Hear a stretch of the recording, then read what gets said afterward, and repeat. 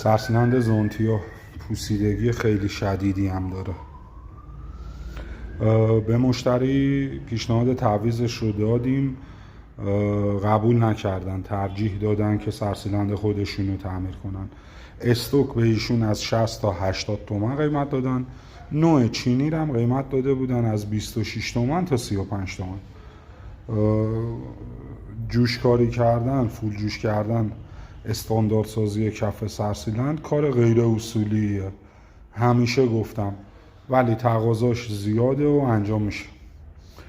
بریم برای تمیزکاریش. خب جوشکاری کف سرسیلند زونتیا هم انجام شد.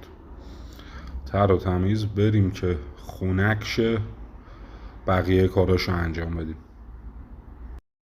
خب سرسیلند زونتیا جوشکاریش انجام شد، کفش هم تراشیدیم و لوازمش رو بیارن، لاستیک ساخت سوپاپ و کاسه نمداشو که جمع کنیم و تحویل مشتری بدیم.